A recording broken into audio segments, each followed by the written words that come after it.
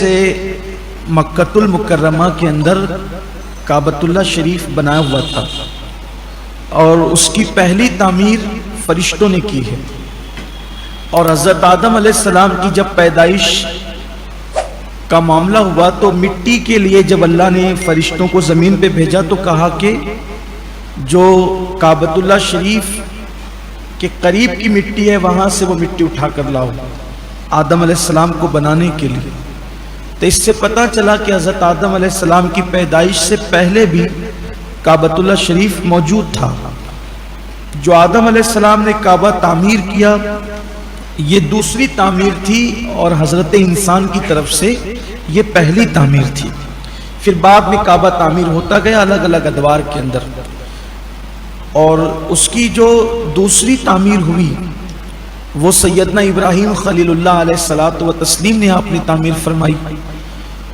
اور پھر اللہ کے حبیب صلی اللہ علیہ وآلہ وسلم کی ولادت کے لیے جس شہر کا انتخاب کیا گیا وہ مکۃ المکرمہ. مکہ شریف کی خصوصیت یہ ہے کہ پوری دنیا میں جو زمین ہے تو اس کا سینٹر پوائنٹ ہے مکۃ المکرمہ، اور اس میں بھی جو کعبۃ اللہ شریف جہاں پر ہے وہ بالکل زمین کے بیچوں بیچ میں ہے. پہلے یہ زمین نہیں تھی، جب پانی ہی پانی تھا تو اللہ نے جب اس کو زمین کرنا چاہا تو ایک جھاگ اٹھا اس پانی سے اور وہ پھیلتا چلا گیا اور زمین بنتی چلی گئی. تو جھاگ جہاں سے اٹھا تھا وہ وہی جگہ ہے جسے ہم کعبۃ اللہ شریف کہتے ہیں. اقبال نے کہا تھا دنیا کے بت قدوں میں پہلا وہ گھر خدا کا، ہم پاسباں ہیں اس کے وہ پاسباں ہمارا. حضور علیہ السلام کی ولادت ہوئی اور مصطفیٰ جان رحمت کی ولادت کے بعد تقریباً اللہ کے حبیب علیہ السلام نے 40 سال اس قوم کے درمیان گزارے. انہوں نے رات دن صبح و شام میرے آقا علیہ السلام کی زندگی کو دیکھا، اور مکے والے بالاتفاق حضور علیہ السلام کی 40 سال کی عمر میں پہنچنے تک ان کو صادق الوعد الامین کہتے تھے کہ پورے مکے میں ان سے زیادہ سچا کوئی نہیں، ان سے زیادہ امانت دار کوئی نہیں. لیکن جب پہلی وحی کا نزول ہوا 40 سال کی عمر میں اور اللہ کے حبیب صلی اللہ علیہ وآلہ وسلم نے جب نبوت کا اعلان فاران کی چوٹی سے فرمایا تو پھر وہی قوم جو اپنی امانتیں لا کر رکھتی تھی، وہی قوم جو صادق الوعد الامین کہتی تھی، وہی قوم جان کی دشمن ہو گئی. یہ ان کا بے جا تعصب تھا، یہ ان کی ہٹ درمی تھی جو وہ دشمن ہو گئے اور جانی دشمن ہو گئے. وہ لوگ جو اللہ اکبر حضور علیہ السلام کی عظمت اور طہارت اور پاک دامنی کی قسمیں اٹھاتے تھے، اپنے معاملات میں مسائل کو حل کرانے کے لیے مصطفیٰ جان رحمت صلی اللہ علیہ وآلہ وسلم کے پاس تشریف لے جاتے تھے. آقا کریم رؤوف الرحیم صلی اللہ علیہ وآلہ وسلم کو حکم بناتے تھے. بعد میں پھر انہوں نے یہ کیا کہ حضور اکرم صلی اللہ علیہ وآلہ وسلم کے خون کے پیاسے ہو گئے، اور پھر حضور اکرم صلی اللہ علیہ وآلہ وسلم کے ساتھ یہ سلوک کیا کہ رات کے وقت جب میرے آقا جب وہ نماز کے لیے حرم کی طرف آتے تو ان کی عورتیں جنگلوں سے کانٹے اٹھا کر لاتی اور اللہ کے رسول علیہ السلام کے راستے میں بچھا دیا کرتی تھی. اتنا ستایا کہ اگر اس کا ذکر میں کروں تو اسی پر بات مکمل ہو، لیکن چند اشارے اس لیے کہ ہمیں آج فتح مکہ سننا ہے. اور یہ گفتگو بھی یاد رکھنا ضروری ہے کہ جب صحابہ کرام اسلام قبول کرتے تو صدیق اکبر کو اتنا مارا کہ مردہ سمجھ کر چھوڑ کر بھاگ گئے. صحابہ کے کپڑے پھاڑے. حضرت سمیہ رضی اللہ تعالیٰ عنہ جو جناب یاسر کی بیوی تھی اور عمار ابن یاسر کی والدہ تھی، بڑی عمر کی خاتون تھی، جب انہوں نے اسلام قبول کیا تو اتنا مارا کہ بعد میں مار کر جب تھک گئے اسلام سے دور کرنے کی کوشش کی اور حضرت سمیہ نے اسلام کا دامن نہیں چھوڑا تو ابو جہل بدبخت نے 2 اونٹوں کو منگایا اور دونوں کے درمیان جو ہے وہ حضرت سمیہ کا ایک پیر اونٹ کے ایک پیر سے باندھا، دوسرے پیر اونٹ سے دوسرا پیر باندھا اور دونوں کو مخالف سمت میں دوڑا دیا. جب دونوں کو مخالف سمت میں اس نے دوڑایا تو آپ کے پیر چر گئے، اور جس وقت پیر جسم کا حصہ چر رہا تھا تو ناف کے نیچے کے حصے میں نیزہ مار کر حضرت سمیہ کو شہید کر دیا. اسی طریقے سے کسی کو چمڑے میں باندھ کر مرچ کی دھنی دی گئی. یہ کس کو دی گئی؟ کس نے اس کو برداشت کیا؟ اسی ذات کو سیدنا عثمان غنی کہتے ہیں. اللہ اکبر، آپ غور کیجئے کہ ایک بندے کو چمڑے میں لپیٹ دیا جائے اور الٹا لٹکا کر کے اس کو مرچ کی دھنی دی جائے، اس کا دم کس طرح گھٹے گا، کیا ہوگا؟ لیکن وارے صحابہ تمہاری عظمتوں کو سلام کہ ہر دکھ سہتے رہے، ہر درد سہتے رہے، ہر تکلیف سہتے رہے، لیکن مصطفیٰ جان رحمت کا دامن کسی صورت میں انہوں نے نہیں چھوڑا۔ بالآخر پھر ستاتے ستاتے وہ دن بھی آئے کہ 3 سال تک کے شعب ابی طالب کے اندر قید کیا، جس کا ذکر ہم نے پہلے کیا تھا۔ پھر اس کے بعد اسی دوران میں سوشل بائیکاٹ کیا گیا۔ پھر اس کے بعد اللہ کے حبیب علیہ السلام کو اتنا ستایا اتنا ستایا اتنا ستایا کہ اللہ کے حبیب علیہ السلام نے جو ہے مکہ چھوڑنے کا ارادہ فرمایا، اور بالآخر میرے آقا علیہ السلام مکہ چھوڑ کر مدینہ منورہ کی طرف روانہ ہو گئے۔ جب میرے آقا صلی اللہ علیہ وآلہ وسلم مکہ المکرمہ سے مدینہ طیبہ روانہ ہوئے، صحابہ کرام کو ہجرت کا حکم دے دیا گیا تھا، صحابہ کرام بھی روانہ ہو گئے، سب وہاں چلے گئے۔ چند لوگ تھے وہ بھی اپنا ایمان چھپائے ہوئے تھے مکہ شریف کے اندر، پھر وہاں گئے، وہاں بھی انہوں نے چین سے رہنے نہیں دیا۔ بدر کی جنگ ہوئی، احد کی جنگ ہوئی، اسی طریقے سے جنگ خندق ہوئی۔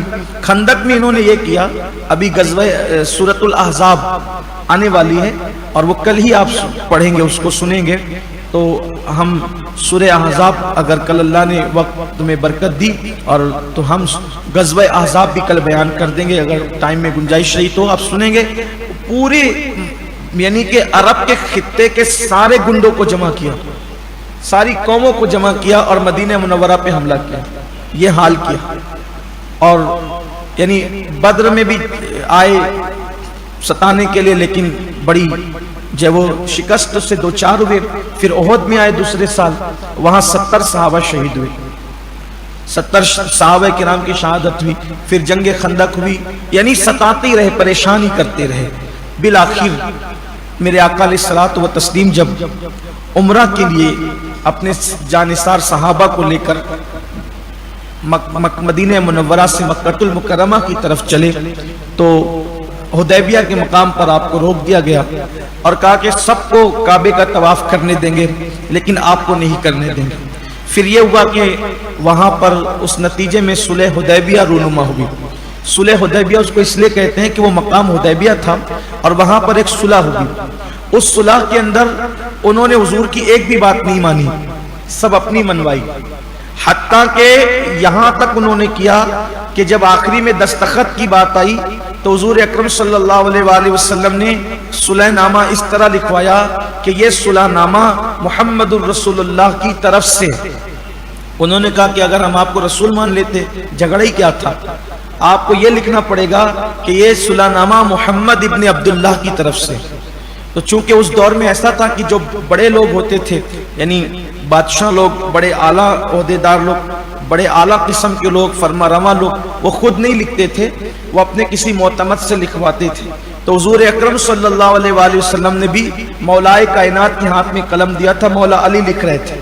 تو جب انہوں نے یہ کہا کہ اس کو کٹ کرو، یہ محمد الرسول اللہ کو کٹ کرو، محمد ابن عبداللہ لکھو، تو حضور نے فرمایا علی کٹ کر دو اس کو، یہ جو رسول اللہ لکھا ہے اس کو کٹ کر دو اور اس کی جگہ محمد ابن عبداللہ لکھ دو۔ مولا کائنات نے قلم رکھ دیا، یہ کام میں نہیں کر سکتا، عشق مولا علی دیکھو، یہ کام میں نہیں کر سکتا۔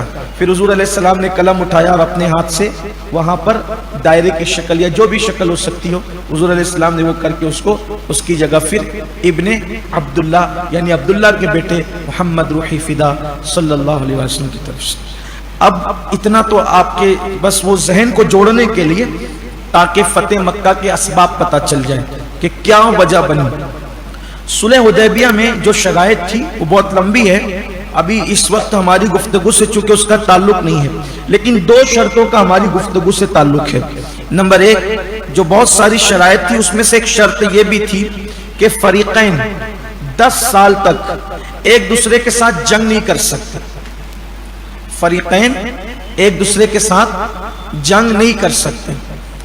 تو اب اس میں ہونا یہ تھا کہ جب صلح حدیبیہ کو 10 سال گزرتے تو اللہ کے حبیب علیہ السلام کا پردہ ہو جاتا اسی صلح کے درمیان۔ ایک شرط یہ تھی۔ دوسری شرط یہ تھی کہ عرب کے جتنے قبیلے ہیں، چونکہ عرب قبیلوں میں بیٹھا ہوا تھا، قبائل میں بیٹھا ہوا تھا، تو عرب کے جتنے قبیلے ہیں وہ سارے قبیلوں کو اجازت ہے وہ چاہیں تو مکے کے کفار کے ساتھ دوستی کریں، چاہیں تو اللہ کے رسول علیہ السلام کے ساتھ دوستی کریں۔ تو یہ دوستی کا معاملہ یہ ہوگا، معاہدہ یہ ہوگا کہ جو لوگ مکے والوں کے دوست ہوں گے تو حضور علیہ السلام و تسلیم ان سے بھی جنگ نہیں کریں گے، اور جو لوگ حضور علیہ السلام سے دوستی کریں گے تو مکے والے ان سے بھی 10 سال تک دوستی یعنی کہ جنگ نہیں کر سکتے، یعنی ان ہمارے حلیف سے، ہمارے دوست سے جنگ ہم ہی سے جنگ مانی جائے گی، یہ اس میں دوسری شرط تھی۔ اب اس میں یہ ہوا کہ ہر قبیلے کو آزاد کر دیا گیا کہ جو جس سے چاہے اس سے معاہدہ کر لے دوستی کا۔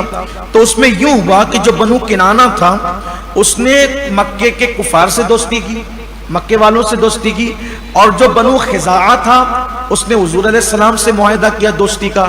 چونکہ مکے کے کافروں سے ان کی پرانی جو وہ دشمنی تھی، اس لیے انہوں نے ان سے دوستی نہیں کی، کیونکہ مکے والوں کے کچھ لوگوں کو انہوں نے پہلے کبھی قتل کیا تھا، تو اس لیے تھوڑی سی چپکلش چلتی رہتی تھی۔ تو بنو خزاعہ نے ان سے معاہدہ دوستی کا کرنے کی بجائے اللہ کے رسول علیہ السلام سے کیا۔ اب چونکہ اس میں معاملہ یہ تھا کہ ہمارے کسی دوست سے جنگ بھی ہم ہی سے جنگ مانی جائے گی، اور جو معاہدے کی خلاف ورزی کرے گا الزام اسی کی گردن پر ہوگا۔ اس میں یہ ہوا کہ جب یہ معاملہ طے ہو گیا تو حضور اکرم صلی اللہ علیہ وآلہ وسلم کی بارگاہ میں بنو خزاعہ کے لوگ آئے۔ اچھا، یہ بنو خزاعہ کے جو لوگ ہیں وہ پرانے حضور علیہ السلام کے باپ داداؤں کے رشتہ دار بھی تھے۔ تو حضرت عبد المطلب کے دور میں بھی ان لوگوں نے جب وہ دوستی کا معاہدہ حضرت عبد المطلب سے کیا تھا، تو بنو خزاعہ نے جب حضور علیہ السلام سے دوستی کا معاہدہ کیا تو اس وقت انہوں نے یہ ایک کام کیا کہ آقا کریم صلی اللہ علیہ وسلم کے دادا جان کے ہاتھ کی تحریر حضور اکرم صلی اللہ علیہ وآلہ وسلم کو پیش کی، اور اس میں یہ لکھا ہوا تھا، دیکھو اس سے حضرت عبد المطلب کا عقیدہ بھی پتہ چلتا ہے حضور کے دادا کا۔ اس میں لکھا ہوا تھا کہ ہمارے اور تمہارے درمیان، یعنی حضرت عبد المطلب اور بنو خزاعہ کے درمیان یہ جو معاہدہ ہے یہ ایسا عہد و پیمان ہے جس کا ضامن اللہ تبارک و تعالی ہے۔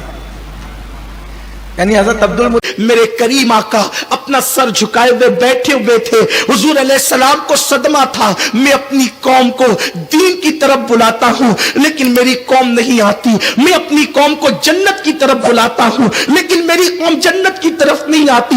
حضور کو صدمہ اس بات پر نہیں تھا کہ حضور کو زخمی کر دیا گیا ہے، حضور کو صدمہ تھا تو اس بات پر تھا کہ میری قوم میری بات کیوں نہیں مانتی، میں ان کو جنت کی طرف بلاتا ہوں، وہ جنت کی طرف کیوں نہیں آتی۔ میرے آقا سر جھکائے بیٹھے ہیں، ایسے میں حمزہ آتے ہیں اور آنے کے بعد کہتے ہیں او میرے بھتیجے محمد خوش ہو جاؤ۔ طالب بت پرست نہیں تھے، انہوں نے اللہ کو ضامن بنایا اور پھر فرمایا جسے کبھی فراموش نہیں کیا جائے گا، ہم اس وقت تک ایک دوسرے کے ساتھ متحد رہیں گے اور ایک دوسرے کی مدد کرتے رہیں گے جب تک سبیر کے پہاڑ پر سورج چمکتا رہے گا اور کوہ ہیرا اپنی جگہ پر قائم رہے گا، اور جب تک سمندر کا پانی اون کو بھگوتا رہے گا، یعنی قیامت تک ہم ایک دوسرے کی دوستی نبھاتے رہیں گے۔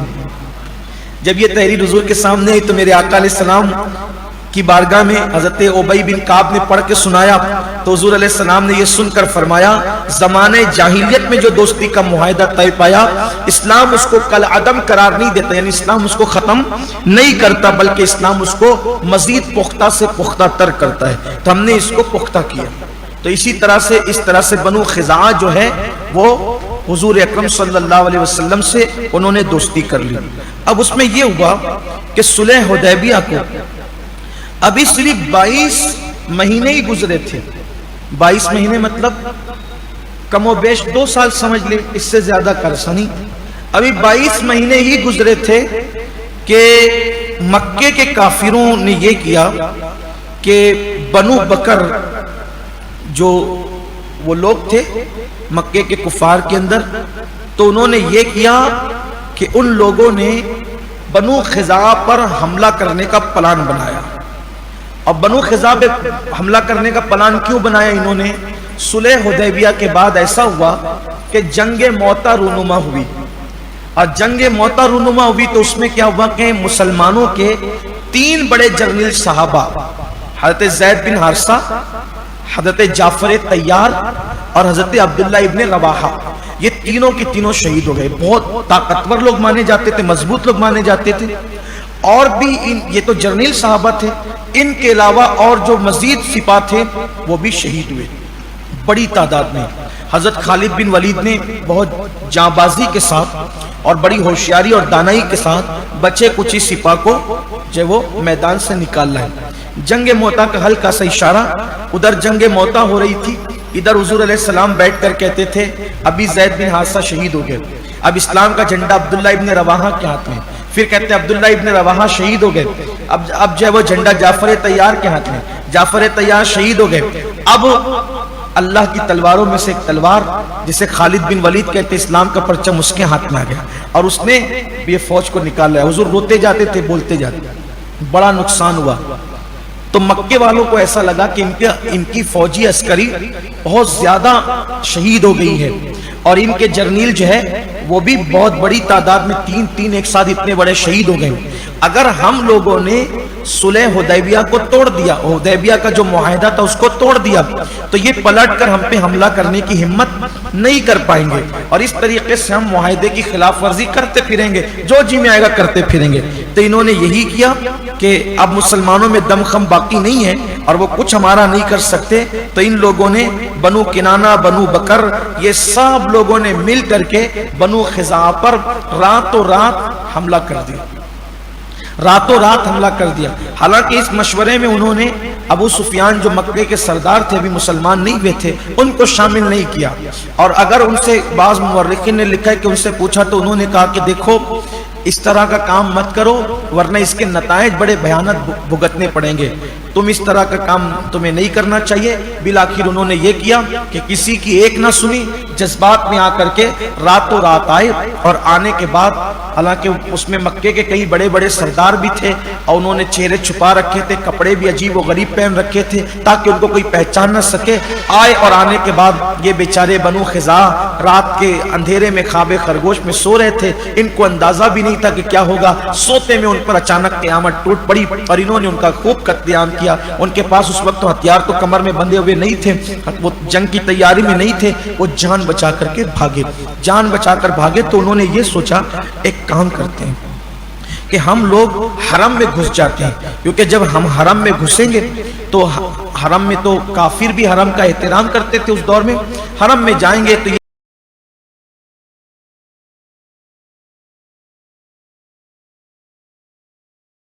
ہمیں قتل نہیں کریں گے، اس طریقے سے ہماری جانیں بچ جائے گی۔ جب یہ حرم میں داخل ہوئے، حرم میں داخل ہونے کے بعد ان ظالموں نے حرم کی بھی پرواہ نہیں کی اور حرم کی پرواہ کیے بغیر بچوں پر، عورتوں پر، بوڑھوں پر سب کو انہوں نے گاجر مولیوں کی طرح کاٹنا شروع کیا۔ ان میں سے کچھ لوگ جو لڑ رہے تھے، لڑتے لڑتے انہوں نے نوفل بن معاویہ کو کہا کہ نوفل خدا سے ڈر، اب حرم میں یہ داخل ہو گئے تو تو حرم میں بھی قتل و غارت گیری کا بازار گرم کیے ہوئے ہیں۔ تو اس مغرور شخص نے یہ کہا کہ آج کوئی خدا نہیں ہے روئے زمین پر، معاذ اللہ، آج کوئی خدا نہیں ہے۔ اے بنو بکر تم حرم میں لوگوں کا مال چراتے ہو، اس وقت تو تمہیں خدا نظر نہیں آتا اور آج تم دشمن کے انتقام اور بدلہ لینے کا وقت آیا ہے اور تمہیں خدا یاد آ رہا ہے۔ کہا سستی مت کرو، کاٹو ان کو جتنا کاٹ سکتے ہو۔ ایسے میں بچے کچھ افراد ادھر ادھر بھاگے اور پناہ لینے لگے۔ ایسے ہی میں صبح کا سویرا نمودار ہوا تو مکے کے کافر چھپ چھپ کر جو چہرہ چھپا کر آئے تھے وہ اپنے اپنے گھروں میں جا گھسے۔ ان کو ایسا لگا کہ ہمیں کسی نے دیکھا نہیں، کسی نے پہچانا نہیں، لیکن جو بچے کچے تھے ان لوگوں نے پہچان لیا، آوازیں بھی سن لی۔ تو ایسی صورت میں اب یہ ہوا کہ جب صبح کا سویرا نمودار ہوا تو حرم میں لاشیں پڑی ہوئی تھی، بنو خزاعہ کے لوگ ادھر ادھر مردہ پڑے ہوئے تھے۔ قریش کے جو بہت سارے سردار تھے تو جن لوگوں کے پاس عقل و دانش تھی انہوں نے ان کو کہا کہ تم نے بہت برا کیا، کہ ان کو لعنت ملامت شروع کی کہ اس کا جو ہے وہ انجام تمہیں بھگتنا پڑے گا اور ایسا لگتا ہے کہ یہ بڑا خطرناک معاملہ ہوگا اور اس کے نتائج بڑے بھیانک ہوں گے۔ اب ادھر تو یہ سب قیامت ٹوٹی، ادھر ام المومنین حضرت میمونہ رضی اللہ تعالیٰ عنہ روایت فرماتی ہیں کہ میرے آقا صلی اللہ علیہ وآلہ وسلم اس رات، جس رات بنو خزاعہ پر قیامت ٹوٹی تھی، اس رات حضور میرے گھر میں تھے آقا کریم صلی اللہ علیہ وسلم تہجد ادا کرنے کے لیے جب اٹھے تو طہارت کرنے کے بعد حضور علیہ السلام وضو فرما رہے تھے. تو وضو حضور علیہ السلام جہاں فرما رہے تھے تو وہ اکیلے تھے وہاں پر. اچانک میں نے سنا لبیک لبیک لبیک کی آواز حضور بلند کر رہے ہیں اور پھر کہتے ہیں نصرتا نصرتا نصرتا، یعنی میں حاضر ہوں، میں حاضر ہوں، تمہاری مدد کی گئی، تمہاری مدد کی گئی، تمہاری مدد کی گئی. تو جب حضور اکرم صلی اللہ علیہ وسلم وضو کر کے وضو خانے سے باہر تشریف لائے تو میں نے عرض کیا یا رسول اللہ کیا وہاں کوئی موجود تھا وضو خانے میں؟ آپ کسی سے بات کر رہے تھے، گفتگو کر رہے تھے؟ میں نے جب وہ نصرتا اور لبیک کے الفاظ سنے کہ تمہاری مدد کی گئی اور میں حاضر ہوں، حضور آپ کس سے بات کر رہے تھے؟ کیا کوئی اندر موجود تھا؟ آقا نے فرمایا نہیں، کوئی موجود نہیں تھا، البتہ بنی کعب کا رجز خاں مجھ سے فریاد کر رہا تھا. دیکھو مکے میں فریاد ہو رہی ہے اور جواب مدینے میں دیا جا رہا ہے. یہ ظاہری زندگی کے احوال ہیں. تو فرمایا کہ مجھے فریاد کی جا رہی تھی اور میں اس کا جواب دے رہا تھا کہ بنو خزاعہ پر بنو بکر نے حملہ کر دیا، مکے کے کافروں نے حملہ کر دیا اور وہ مجھ سے فریاد کر رہے تھے کہ یا رسول اللہ آپ ہماری مدد فرمائیں، ہمیں حرم کے اندر قتل کر دیا گیا. تو میں نے ان کو جواب دیا لبیک لبیک نصرتا نصرتا، میں حاضر ہوں اور تمہاری مدد کی گئی. اب یہ تو ام المومنین حضرت میمونہ اور حضور کے درمیان ہی کی بات تھی، پھر وہ بات وہیں پر اب کسی کو بتائی نہیں گئی. ام المومنین فرماتی ہیں کہ 3 دن تک کے پھر انتظار ہوتا رہا کہ مکے سے کوئی قاصد آئے گا. تو ایسے میں پھر 3 دن کے بعد یعنی تیسرے دن فجر کی نماز کے بعد اللہ کے حبیب علیہ الصلوۃ والتسلیم اپنے صحابہ کے درمیان بیٹھے ہوئے تھے. حضور علیہ السلام کی عادت کریمہ تھی کہ فجر کی نماز کے بعد اللہ کے حبیب علیہ السلام صحابہ کی طرف رک کر کے بیٹھ جاتے، پھر وہ کچھ باتیں ہوتی، مسائل کچھ گفتگو کی جاتی، کوئی خواب دیکھتا تو خواب بیان کرتا، حضور علیہ السلام خواب کی تعبیر بھی بیان فرماتے، کبھی خود خواب دیکھتے تو اس کا بھی ذکر فرماتے، اس کی بھی تعبیر بیان فرماتے. اسی طریقے سے کبھی کچھ الگ الگ جیسا ماحول ہوتا ویسے باتیں ہوتی تھی. تو فجر بعد حضور علیہ السلام صحابہ کے ساتھ جلوگر رہتے. تو آقا علیہ السلام بیٹھے ہوئے تھے. ایسے میں بنو خزاعہ کے قتل عام کی جب وہ خبر لے کر سالم خزائی اپنے قبیلے کے 40 افراد کو لے کر مدینہ منورہ پہنچ گیا اور پہنچنے کے بعد اس نے اللہ کے حبیب علیہ السلام سے عرض کیا کہ یا رسول اللہ صلی اللہ علیہ وآلہ وسلم جو وہ حالات ایسے ہوئے اور بڑی المناک داستان اس نے پوری جو کچھ ان پہ گزرا تھا سب سنائی. آقا علیہ السلام اپنے جانثاروں کے ساتھ بیٹھے تھے اور جب اس نے وہ داستان سنائی تو سب کی آنکھیں نم ہو گئی کہ آپ کے حلیف اور آپ کے دوستوں کے ساتھ جو وہ یہ سلوک کیا گیا. بعد میں اس نے ایک قصیدہ لکھ کر کے لایا تھا اسی جب وہ داستان پر، تو انہوں نے پھر جو وہ اس کو پورا پڑھ کر کے سنایا. اب میں یہاں اس کو اگر پڑھنے لگوں گا تو اس پہ وقت چلا جائے گا، لیکن بس ایک اس کے شعر کا مطلب پڑھ کر کے آپ کی خدمت میں پیش کرتا ہوں. اس نے کہا کہ اے میرے پروردگار، میں محمد صلی اللہ علیہ وآلہ وسلم کو دوستی کا وہ معاہدہ یاد دلانے والا ہوں جو ہمارے باپوں اور ان کے باپوں کے درمیان قدیم زمانے میں طے پایا تھا. وہ اسی کا ذکر جو حضرت عبد المطلب سے ہوا تھا.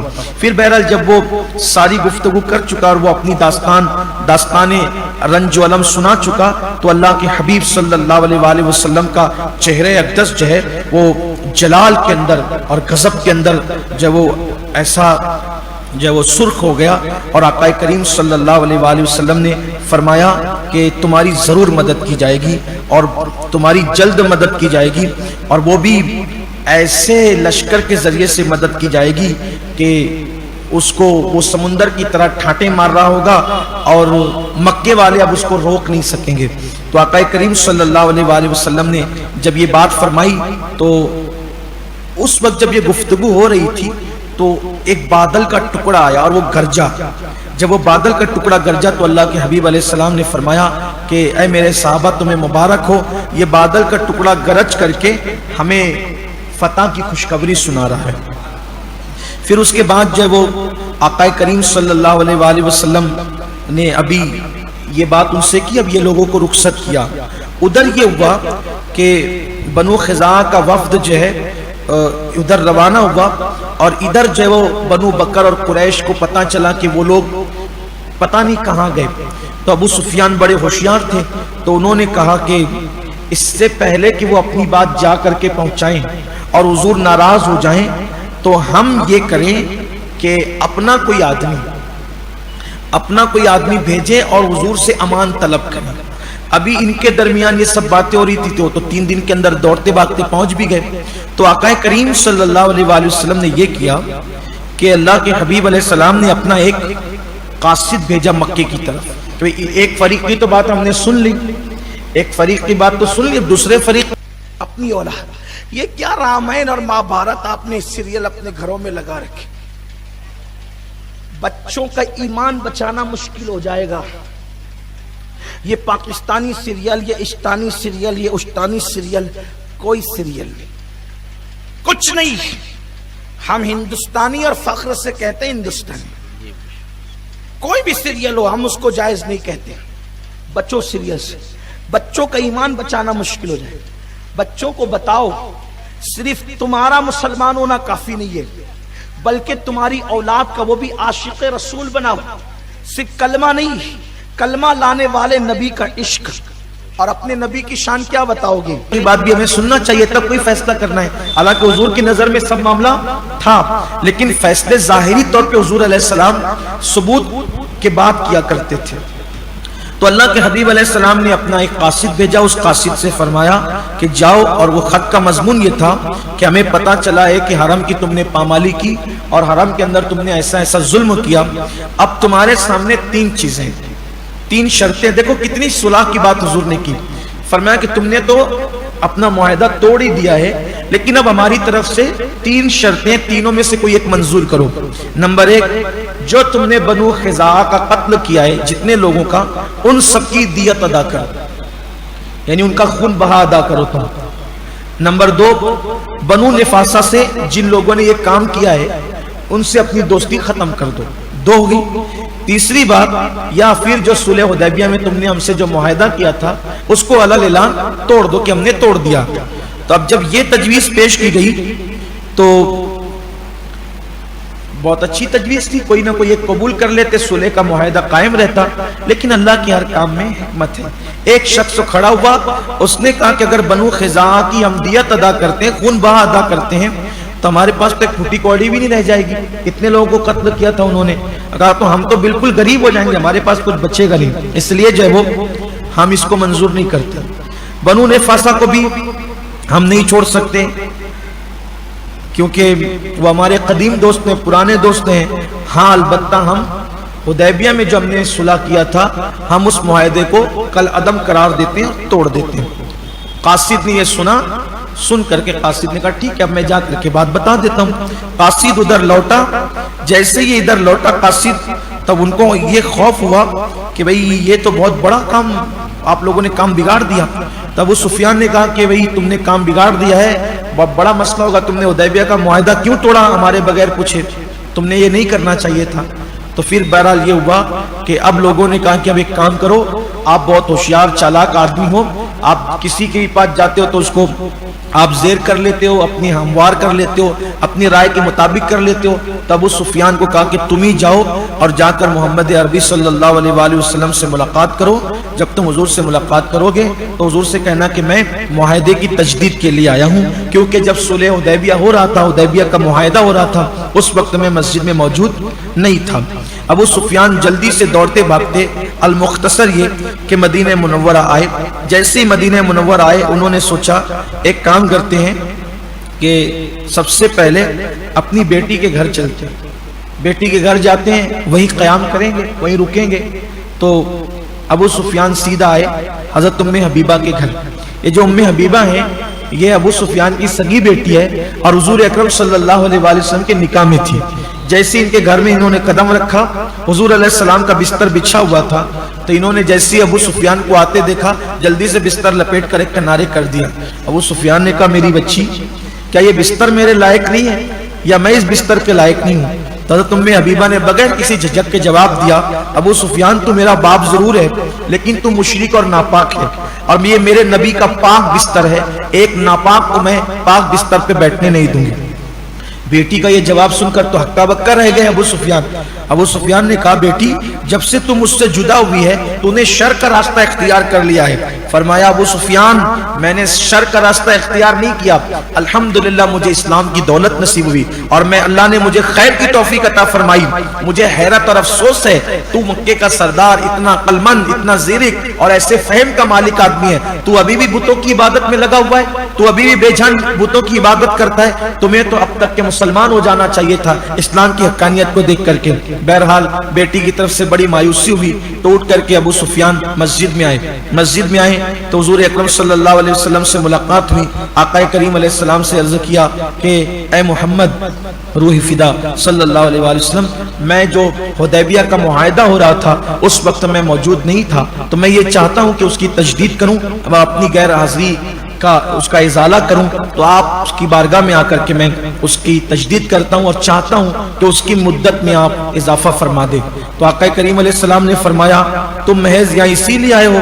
اس نے عرض کیا جی ہاں میں اسی لیے آیا ہوں کہ معاہدے کی کوئی خلاف ورزی اگر ہوئی ہے یا آپ کو ایسا لگتا ہے کہ کسی نے کیا ہے تو میں اس کی تجدید چاہتا ہوں اور پھر سے اس میں مدت بڑھانا چاہتا ہوں۔ حضور علیہ السلام نے فرمایا کوئی جواب نہیں دیا۔ اللہ کے رسول علیہ السلام چپ رہے، کوئی جواب اللہ کے حبیب علیہ السلام نے نہیں دی۔ پھر اس نے دوبارہ وہی بات کی ابو سفیان نے، پھر حضور اکرم صلی اللہ علیہ وسلم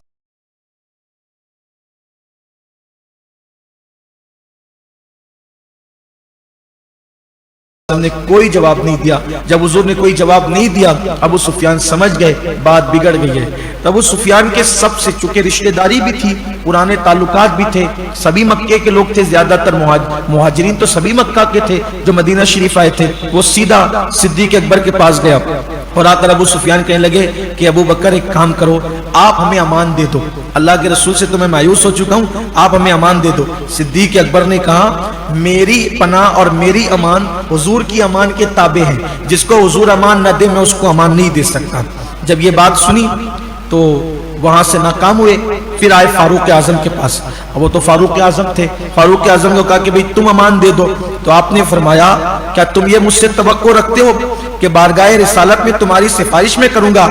حضرت فاروق اعظم کا جواب تو ایسے ہی رہتا تھا کافروں کے لیے کہ میں تمہاری سفارش کروں گا۔ فرمایا اللہ کی قسم اگر ایک چونٹی کو بھی میں نے تم سے لڑتے دیکھا تو میں اس چونٹی کی مدد کروں گا۔ تم کیا سمجھتے ہو میں تمہاری مدد کروں گا؟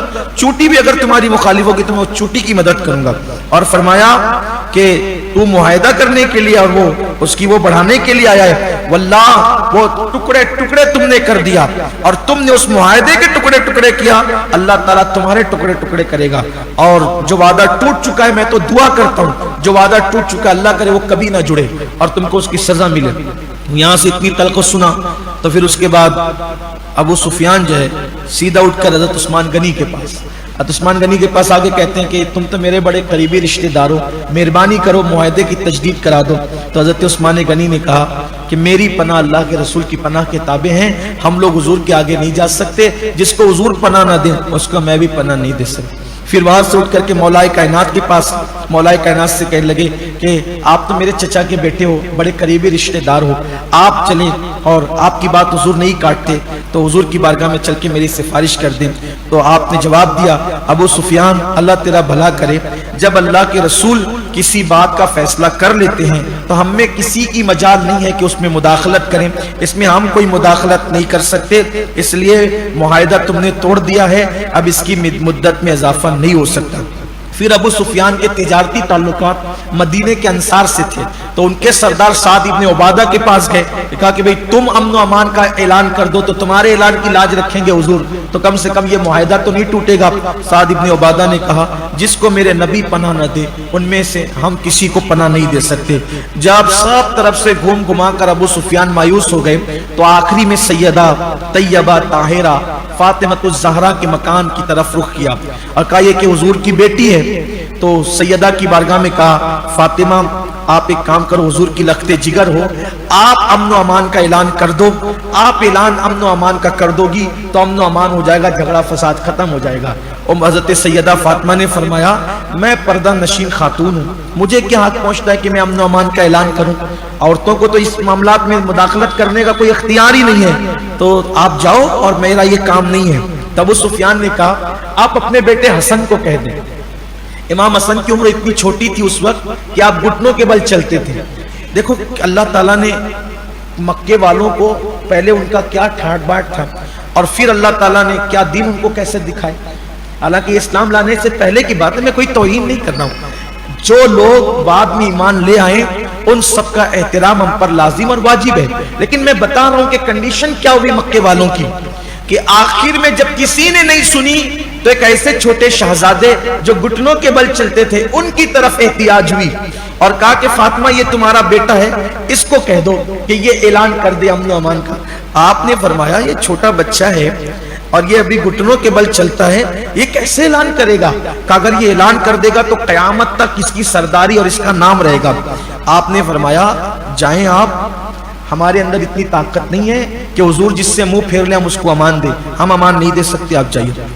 پھر جب چاروں طرف سے مایوسی ہوئی تو یہ پریشان ہوئے تو مولا کائنات نے فرمایا ایک کام کرو، میں تم کو ایک مشورہ دیتا ہوں، تم خود ہی حضور کے دربار میں جاؤ اور امن و امان کا اعلان کر دو. تم خود ہی کہہ دو کہ ہم امن و امان کا اعلان کرتے. کیسے کیا ہوگا، کیسے ہوگا، کچھ نہیں. تم جس کام کے لیے آؤ تمہارا وہ کام ہو جائے گا، کہ تم کر دو، بس آئے تھے جو کام کے لیے کر کے چلے جاؤ. تمہیں کوئی فائدہ نہیں ہوگا کیونکہ تم معاہدہ توڑ چکے ہو. تم معاہدہ توڑ چکے ہو، اب تمہیں کوئی فائدہ ہونے والا نہیں ہے اور تم نے بہت بڑا معاملہ کیا. بہرحال وہ آئے اور آنے کے بعد جو ہے وہ انہوں نے یہ اعلان کر دیا دربار میں. حضور نے اس وقت بھی کوئی جواب نہیں دیا، وہ واپس چلے گئے. ادھر وہ واپس گئے، ادھر جیسے ہی ابو سفیان گھر پہنچے، کافی دن ہو گئے تھے نا یہ سب نپٹاتے معاملات کو. ادھر مکے والوں نے کہنا شروع کیا کہ ابو سفیان مرتد ہو گیا، وہ محمد عربی کا کلمہ پڑھ لیا اس نے اور بتوں کو چھوڑ دیا. ادھر جیسے ہی گھر پہنچے تو ان کی بیوی ہندا، انہوں نے کہا کہ آپ کی قوم تو آپ کو مرتد کہہ رہی ہے، الگ الگ قسم کے الزامات لگا رہی ہے آپ پر کہ آپ نے محمد عربی کا دین قبول کر لیا، مرتد ہو گئے. ابو سفیان نے رات کی بات سنی تو سننے کے بعد پھر بیوی نے کہا اچھا کیا خبر لائے ہو؟ تو کہا کہ کسی نے میری بات نہیں سنی اور کوئی میری بات سننے کے لیے تیار نہ تھا. اور غصے میں آ کر کے کہا کہ تم نے تو کبھی جو ہے وہ کوئی بھلائی کا کام کیا ہی نہیں ہے، تو تم کہاں بھلائی کا کام کرو. مزاج میں تھوڑا یعنی کہ جلال تھا، سردار کی بیٹی تھی، سردار کی بیوی تھی. جب کافروں کا دور تھا اس کے والد جو ہے وہ مکے کے سرداروں میں تھا، عتبہ، جو مارا گیا بدر کے میدان میں. اگر کہ تو نے تو ایسا کوئی کام کبھی کیا ہی نہیں ہے. بہرحال اس طرح کی باتیں ہوئی. پھر ابو سفیان صبح کو اٹھے، پہلے ایک جانور لیا، لے جا کر بتوں کے پاس ذبح کیا، ان کا خون پتھروں پہ ملا. یہ سب کرنے کی وجہ یہ تھی تاکہ بتا دے مکے والوں کو کہ بھئی میں مسلمان نہیں ہوا ہوں، میں تمہارا ہی ہوں. پھر اس کے بعد المختصر یہ کہ پھر قوم آئی تو پوچھا کہ کیا ہوا، تو پھر انہوں نے بتایا کہ کسی نے مجھے پناہ کی بات نہیں کی اور پھر جو ہے مجھے ایسا لگتا ہے کہ جو معاہدہ تم نے توڑا ہے اب وہ جڑ نہیں سکتا اور کوئی معاملہ اب بننے والا نہیں ہے. اب تم نقصان اٹھانے کے لیے جیسا کیا تھا ویسا بھرنے کے لیے تیار رہو. پھر اس کے بعد ایسا ہوا کہ آقا علیہ الصلوۃ والتسلیم اللہ رب العزت نے کبھی ماہ رمضان کی شکل میں، کبھی شب برات کی شکل میں، کبھی شب قدر کی شکل میں، کبھی اللہ اکبر ماہ شعبان کی شکل میں، کبھی لیلۃ البراء کی شکل میں، کبھی شب معراج کی شکل میں، کبھی لیلۃ الجمعہ کی شکل میں یہ حسین قیمتی لمحات ہمیں اس لیے عطا فرمائے ہیں کہ میرے بندے اگر تو گناہوں کے اندر ڈوب گیا ہے، یہ مخصوص راتیں تجھے دے رہا ہوں، مخصوص دن تجھے دے رہا ہوں، ان راتوں میں میری عبادت کر لے، ان دنوں میں میری عبادت کر کے مجھے راضی کر لے تاکہ میں تیری مغفرت کر دوں. اور پھر رمضان شریف کی تو بات ہی جدا ہے. حجر شریف سے باہر نکلے، اس کے جانے کے بعد ابو سفیان کے جانے کے بعد حجر شریف سے باہر نکلے. باہر نکلنے کے بعد آقا علیہ السلام اکیلے بیٹھ گئے. اب یہ جو حضور علیہ السلام کے مختلف انداز نازلین ہوا کرتے، بڑے دلربا انداز ہوا کرتے تھے. صحابہ حضور کی ایک ایک ادا کو جانتے تھے. جب بھی آقا علیہ السلام اکیلے آ کر کے کہیں بیٹھ جائیں تو کوئی جاتا نہیں تھا قریب. حضور جب اکیلے بیٹھ جائیں تو کوئی قریب جانے کی ہمت نہیں کرتا تھا. آقا علیہ السلام بیٹھ گئے، سب لوگ دور دور بیٹھ گئے، قریب کوئی نہیں آ رہا تھا کیونکہ جب حضور اکیلے بیٹھ گئے تو اب کوئی قریب نہیں آئے گا، کوئی نہ کوئی حکمت ہے، کچھ نہ کچھ معاملہ ہے. پھر ایسے میں حضور اکرم صلی اللہ علیہ وآلہ وسلم کچھ دیر تک کے اکیلے بیٹھے رہے. پھر بیٹھے بیٹھے حضور علیہ السلام نے دیکھا کہ سب ادب کے ساتھ ادھر ادھر بیٹھے ہیں. آقا علیہ السلام نے فرمایا ابو بکر کا ہے، ان کو بلاؤ. صدیق اکبر آئے ادب کے ساتھ. کیا حکم ہے آقا؟ سرکار علیہ السلام نے فرمایا کہ میرے پاس بیٹھو. آقا علیہ السلام نے ان کو بٹھایا، ان کے کان میں سرگوشی. آقا نے فرمایا کہ انہوں نے معاہدہ توڑ دیا ہے. اب جب معاہدہ انہوں نے توڑ دیا ہے، جب معاہدہ انہوں نے توڑ دیا ہے تو اب میں یہ چاہتا ہوں کہ میں مکے پہ حملہ کروں، اور مکے پہ حملہ کروں اور ان کو پتہ بھی نہیں چلے، ایسے حساب سے حملہ۔ اور صدیق اکبر نے عرض کیا یا رسول اللہ وہ آپ ہی کے تو رشتہ دار ہیں، آپ ان پہ حملہ کریں گے، آپ ہی کے رشتہ دار ہیں وہ لوگ۔ سرکار نے فرمایا ٹھیک ہے، میرے دائیں طرف بیٹھ جاؤ۔ پھر فرمایا عمر کہاں ہے؟ عمر کو بلاؤ۔ فاروق اعظم آئے، جی یا رسول اللہ۔ آقا نے فرمایا وہی بات کہ میرا دل یہ چاہتا ہے کہ انہوں نے معاہدہ توڑ دیا، تب میں ان پہ حملہ کرنا چاہتا ہوں، اور ایسے حساب سے اپنے حملہ کریں گے کہ ان کو پتہ بھی نہ چلے۔ تو فاروق اعظم نے زور سے کہا بہت ادب کے ساتھ کہ یا رسول اللہ یہ اہل مکہ تو کفر کے سرگنا ہیں، اور ان لوگوں نے حضور کو کبھی جادوگر کہا، کبھی معاذ اللہ جھوٹا کہا، کبھی مفتری کہا، کیا کیا حضور ان لوگوں نے آپ کو کہا ہے، ان کو تو قتل ہی کرنا چاہیے، ان کو تو مزہ ہی چکھانا چاہیے، آپ حملہ کریں ان پر۔ زور سے کہا، اس کو آواز کو سب نے سنا۔ حضور علیہ السلام نے کہا کہ چلو تو بائیں طرف بیٹھ جاؤ۔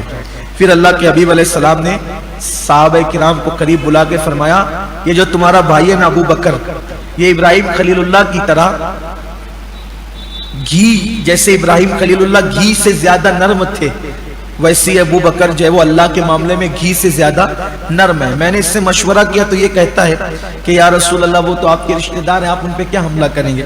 لیکن جب میں نے عمر سے مشورہ کیا تو عمر نوح علیہ السلام کی طرح اللہ کے معاملے میں پتھر سے بھی زیادہ سخت ہے، تو عمر نے یہ کہا کہ نہیں تو جنگ تو ہونی چاہیے، تیاری ہونی چاہیے۔ تو اس وقت تو عمر کا مشورہ مانا گیا اور ہم جو ہے اب مکے والوں پر چڑھائی کریں۔ لیکن حضور علیہ السلام نے پھر ہاتھ اٹھا دیے اور فرمایا اس کی خبر کسی کو نہیں ہونا چاہیے، اور اللہ سے بھی دعا کی اللہ مکے والوں کو اندھا بہرا گونگا کر دے ہمارے معاملے میں، کہ ہماری آنے کی خبر ان کو ہونی ہی نہیں چاہیے۔ ایسے میں اللہ کے حبیب علیہ السلام نے فرمایا کہ اب سب اپنے اپنے ہتھیار تیار کرو۔ پھر اللہ کے حبیب علیہ السلام نے فرمایا جاؤ مدینے کے ارد گرد اعلان کر دو کہ جو اللہ اور رسول پر ایمان رکھتا ہے وہ سب مدینہ منورہ پہنچو۔ اللہ کے حبیب سب کو بلا رہے ہیں، سب مدینہ منورہ پہنچے۔ اب سارے دیہات کے صحابہ مدینہ منورہ، سب مدینہ منورہ، اب مدینہ شریف کے اندر لشکر تیار ہو رہا ہے۔ ایسے میں ایک بدری صحابی حضرت حاتب ابن ابی بلتہ، انہوں نے خط لکھا۔ خط کا مضمون یہ تھا کہ اللہ کے رسول تم پر حملہ کرنے کے لیے متوجہ ہوئے، اے مکہ والوں اللہ کے رسول تم پہ حملہ کرنے کے لیے متوجہ ہوئے ہیں، اور آپ کے ساتھ لشکر رات کی مانند ہے اور سیلاب کی طرح رواں دواں ہے، اور میں قسم کھا کے کہتا ہوں اگر حضور تنہا بھی تم پر چڑھائی کرے تو اللہ تعالیٰ اپنے رسول کی مدد فرماتا ہے اور وہ اپنے وعدے کو پورا فرماتا ہے، بے شک اللہ تعالیٰ ہی اپنے نبی کا مددگار اور دوست ہے۔ انہوں نے مکہ والوں کو خط لکھا اور ایک عورت کو اس کو دیا، کہا کہ لے جا چپکے سے مکے والوں کو دے دے۔ اب ادھر حضور یہ چاہتے تھے کہ کسی کو پتہ نہ چلے، مکے والوں کو ہم اچانک میں جا کر گھیریں۔ اب یہ خط جیسے ہی چلا تو آقا علیہ السلام نے مولا کائنات زبیر ابن عوام اور مقداد ابن اسود ان تینوں کو فرمایا کہ جاؤ ایک عورت ہے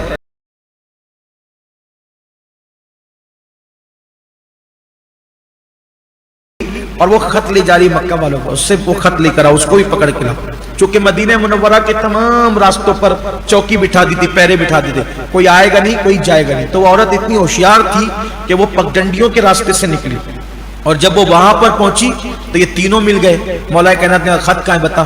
اس نے کہا میرے پاس کوئی خط نہیں ہے۔ ان لوگوں نے اس کو چیک کیا، کوئی خط ملا نہیں۔ مولا کائنات نے کہا واللہ میں نے کبھی رسول اللہ سے جھوٹ بات نہیں سنی، جب میرے آقا نے کہا کہ خط اس کے پاس ہے تو اس کے پاس خط ہے۔ پھر اس سے فرمایا خط دے ورنہ میں تجھے ننگا کر کے تیری تلاشی لوں گا، کیونکہ میرا نبی کبھی جھوٹ نہیں بول سکتا۔ خط بتا۔ جب اس کو دھمکی دیا، حالانکہ کرنا نہیں تھا، دھمکی یہ انداز ہوتا ہے بات کرنے کا، اس کو کوئی ایشو نہ بنائے، بات کرنے کا انداز ہوتا ہے۔ تو آپ نے انداز سے بات کی تو اس نے اپنی چوٹی میں سے، اس نے جڑا باندھ رکھا تھا، اس میں سے خط نکال کے دیا، اور خط دیکھا تو حاتب بن ابی بلتہ کا خط، اور حضور کے پاس اس کو پکڑ کے لائے دیا۔ اب جب جیسے ہی خط دیا، خط کھولا، نام تھا حاتب بن ابی بلتہ کا۔ سرکار نے فرمایا بلاؤ حاتب بن ابی بلتہ کو بلاؤ۔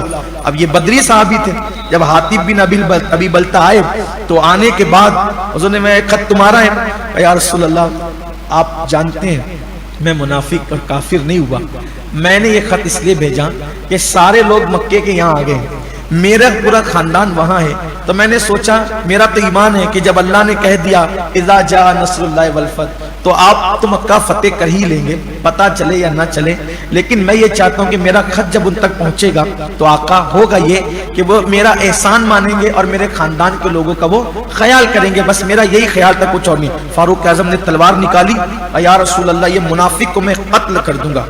آقا نے فرمایا عمر یہ منافق کیسے ہو سکتا ہے، یہ مومن ہے، مومن یہ صحیح کہہ رہا ہے، اس کی بات مانو۔ اس نے اپنے خاندان والوں کے لیے ایسا کیا ہے کیونکہ جو بدر میں آئے تھے اللہ تعالیٰ نے ان سے کیا فرمایا، اعملوا ما شئتم قد غفرت لکم، اللہ تعالیٰ نے فرمایا کہ اعملوا ما شئتم قد غفرت لکم، کہ اب تم جو چاہے کرو، بدر والوں جو چاہے کرو، اللہ تعالیٰ نے تمہاری مغفرت فرمائی۔ جو بدر میں آیا وہ مغفرت یافتہ، یہ منافق نہیں ہو سکتا۔ پھر فاروق اعظم کی آنکھوں میں آنسو آ گئے اور عرض کیا واللہ ورسول عالم، اللہ جانے اور اللہ کا رسول جانے، خاموش ہو گئے۔ پھر میرے آقا علیہ السلام نے فرمایا کہ چلو تیاری کرو، 10,000 صحابہ کا لشکر تیار ہو گیا۔ اب اس کو شارٹ کرتا ہوں، ٹائم اب ہمارے پاس مختصر ہے، 10 سے 15 منٹ میں گفتگو ہم سمیٹتے ہیں، ورنہ تفصیل بہت ہے اس کی، اگر آپ تفصیلات میں جائیں گے تو۔ حالانکہ میں تو یہی چاہتا ہوں کہ چونکہ اس سال کرونا کی وجہ سے مدینہ منورہ حاضری اس سال بھی نہیں ہو سکی، تو ان دنوں چونکہ میں آپ کے درمیان نہیں رہتا ہوں تو چاہتا ہوں کہ اسی بہانے سے ہوں، کم نصیبی ہے حالانکہ وہاں کی بارگاہ کی حاضری بڑی چیز ہے، لیکن یہ بات ہماری نئی نسل تک پہنچ جائے تو ان کو پتہ چلے کہ صحابہ نے کیسی محنتیں کی اور کیسے کیا ہوا، اور جو الزامات ہے اس کا بھی ازالہ ہو جائے کہ صحابہ پہ جو الزامات لگتے ہیں کہ انہوں نے ظلم کیا، معاذ اللہ حضور پہ الزام لگتا ہے، تو ایسی کوئی بات نہیں، سب جھوٹی باتیں، گڑے ہوئے قصے ہیں۔ صحابہ کرام نے تو ہمیشہ امن ہی کا معاملہ کیا۔ 10,000 صحابہ تیار ہو گئے۔ اس وقت جو ہے وہ اتفاق کی بات دیکھیے کہ ماہ رمضان المبارک کا، رمضان شریف کا مہینہ تھا اور رمضان شریف کا بھی 10واں روزہ تھا جب مدینہ منورہ سے قافلہ نکلا تھا، اور جنوری کی 1 تاریخ تھی، جنوری کی 1 تاریخ تھی، اور جو وہ عیسوی سنہ تھا 630، یعنی کہ ابھی چل رہے 2021، اور 1 جنوری 630 عیسوی کو قافلہ مدینہ منورہ سے روانہ ہوا۔ سب لوگ روزے سے تھے۔ اللہ کے حبیب علیہ السلام نے صحابہ کو فرمایا کہ اب ہم لوگ چونکہ جہاد کے لیے نکلے ہیں تو ایک کام کرو، جس کو روزہ توڑنا ہے وہ روزہ توڑ دو، بعد میں اس کی قضا کر لینا، کیونکہ مجاہد کے لیے روزہ رکھنے کا حکم نہیں ہے، مجاہد روزہ چھوڑ سکتا ہے، اسی طرح مسافر بھی چھوڑ سکتا ہے، تو وہ مجاہد بھی تھے اور مسافر بھی تھے۔ دھوپ بہت شدت کی تھی، دھوپ بہت شدت کی تھی، تو پہلے یہ فرمایا کہ جو چاہیں روزہ توڑ دے، جو چاہے رکھے، لیکن جب آگے سفر شروع ہوا اور اتنی شدت کی دھوپ کے خود اللہ کے رسول بھی پانی میں ہاتھ ڈال کے اپنے چہرے پہ ملتے تھے۔ جب حضور علیہ السلام نے اپنے اوپر یہ محسوس فرمایا تو صحابہ تو حضور سے زیادہ طاقتور نہیں تھے، تو صحابہ کی تکلیف یاد آئی تو فرمایا کہ کام کرو پانی لاؤ۔ عصر کی نماز کے بعد پانی منگایا اور پھر فرمایا کہ سب لوگ روزہ افطار کر لو، سب روزہ چھوڑ دو، بعد میں اس کی قضا کر لینا۔ اب صحابہ کشمکش میں تھے کہ عصر کا وقت ہو گیا ہے، تھوڑا اور رکھ لیں، لیکن حضور کو صحابہ کا خیال تھا۔ آقا نے پانی پیا، پانی پینے کے بعد دائیں جو تھے ان کو دیا، انہوں نے پیا، جو دائیں تھے ان کو دیا، انہوں نے پیا۔ کچھ لوگوں نے اب بھی سوچا کہ روزہ پورا کر لیتے ہیں، فرمایا کہ اب میرے روزہ افطار کر لینے کے بعد جو افطار نہیں کرے گا وہ نافرمان ہے۔ پھر جلدی جلدی سب نے افطار کر لیا، اور پھر اس کے بعد انہوں نے سفر کی حالت میں آقا نے فرمایا اب روزہ نہیں رکھنا، بعد میں تم اس کی قضا کرنا۔ پھر اس کے بعد مکے کے قریب پہنچے تو صحابہ تھے ٹوٹل 10,000۔ آقا نے فرمایا سب اپنا اپنا خیمہ الگ الگ بناؤ، ایک خیمے میں کئی لوگ نہیں رہیں گے۔ دیکھو میرے آقا بے مثال نبی، بے مثال امام، بے مثال عالم، بے مثال ہر چیز میں بے مثال حسن والے، بے مثال ادائیں والے، جیسے ہر ادا بے مثال ہے ویسے جنگی مہارت میں بھی حضور بے مثال، ان کی طرح کسی کو جنگی مہارت نہیں ہے۔ آقا علیہ السلام نے فرمایا ایک خیمے میں ایک ہی آدمی رہے گا۔ اس میں ایک بات یہ بھی ہوئی، بہت خوبصورت سی بات جو مجھے یاد آئی یہاں پر، کہ حضور علیہ السلام جب مکے کے قریب پہنچ رہے تھے تو حضرت عباس ابن عبد المطلب جنہوں نے پہلے اسلام قبول کر لیا تھا، جیسا کہ آپ نے بدر کی جنگ میں سنا ہے، मगर वो बार बार कहते थे हुजूर मैं भी मक्का छोड़ के आ जाऊंगा, मैं भी हिजरत कर लूंगा। तो आका उनसे कहते थे अभी वहीं रहो, जिस दिन तुम हिजरत करोगे वो तुम्हारी आखिरी हिजरत रही, उसके बाद फिर कोई हिजरत नहीं करेगा। यानी आका उनसे फरमाते थे, रास्ते में मिले तो आका ने फरमाया मैंने तुम्हें क्या कहा था कि तुम्हारी आखिरी हिजरत लगी, अब कोई हिजरत नहीं करेगा क्योंकि मक्का फतेह होने वाला है। आपकी मालूमात में इसका मतलब यह है कि सबसे आखिर मुहाजिर कौन है? हजरत अब्बास इब्न अब्दुल मुत्तलिब, ये हुजूर के चचा हैं, आका अलैहिस्सलाम के चचाओं में से एक चचा हैं। तो बहरहाल फिर ये हुआ कि आका अलैहिस्सलाम पहुंचे मक्के के करीब और एक पड़ाव के अंदर आका ने वहां खैमे लगाए और हर आदमी अपने खैमे में चूल्हा जला, खैमे के बाहर चूल्हा जलाए। अब 10,000 चूल्हे एक साथ जलेंगे और 10,000 खैमे एक साथ जंगल में, क्या समा होगा। अब ये समा बंधा है। ऐसे में मक्के वालों ने अबू सुफियान से कहा, मेरे करीम आका अपना सर झुकाए हुए बैठे हुए थे, हुजूर अलैहिस्सलाम को सदमा था, मैं अपनी कौम को दीन की तरफ बुलाता हूं लेकिन मेरी कौम नहीं आती, मैं अपनी कौम को जन्नत की तरफ बुलाता हूं लेकिन मेरी कौम जन्नत की तरफ नहीं आती।